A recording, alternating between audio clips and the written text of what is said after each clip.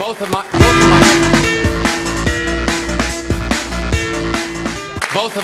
my parents were born to poor families in Cuba. After his mother died, my father had to go work when he was 9 years old. My mother was one of 7 girls raised by a disabled father who struggled to provide for his. But because they were not born into wealth or power, their future was destined to be defined by their past. And so in 1956, they came here to America, the one place on earth where the aspirations of people like them could be more than just dreams. All right, folks, welcome to Give Me Five. Marco Rubio, from his announcement yesterday that he's running for president. Great story he has to tell. Let's listen. Here in America, my father became a bartender. My mother, a cashier, a maid, a Kmart store clerk. They never made it big, but they were successful. 2 immigrants with little money or education found stable jobs, owned a home, retired with security, and gave all 4 of their children a life better than their own. My parents achieved what came to be known as the American dream. The problem is now too many Americans are starting to doubt whether achieving that dream is still possible. Absolutely true. But don't worry, Hillary will save us. Here's more.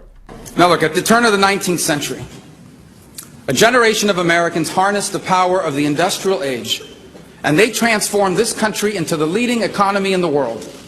And the 20th century became the American century.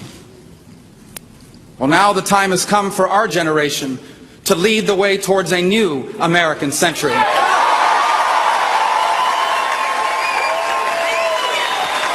And here he makes the announcement. We Americans are proud of our history, but our country has always been about the future. And before us now is the opportunity to author the greatest chapter yet in the amazing story of America. But we can't do that by going back to the leaders and ideas of the past. We must change the decisions we are making by changing the people who are making them.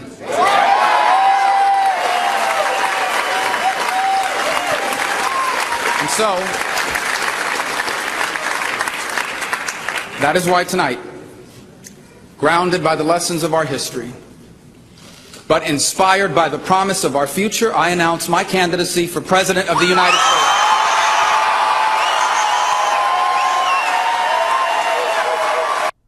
I got to tell you, he is a great speaker, notwithstanding the sip of water, and he has a great story, and I think he's going to make a very formidable candidate. Here's more. I recognize the challenges of this campaign, and I recognize the demands of this office that I seek.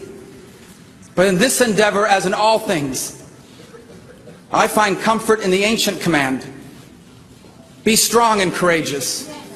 Do not tremble or be dismayed, for the Lord your God is with you wherever you go.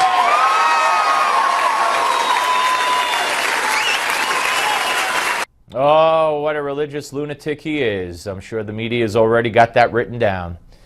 I'm glad he did that. I'm glad he said that. And here's one more for you. The final verdict on our generation will be written by Americans who have not yet been born. Let us make sure they record that we made the right choice. That in the early years of this century, faced with a rapidly changing and uncertain world, our generation rose to face the great challenges of our time. And because we did, there was still one place in the world where who you come from does not determine how far you go. Because we did, the American miracle lived on. Because we did, our children and theirs lived in a new American century. Thank you. God bless you. God bless the United States.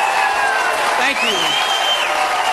Thank you. And with that, his hat is in the ring, and it's going to be a very, very interesting. And the media is positioning this as a battle between him and Jeb Bush. It's much more than that. We're coming back.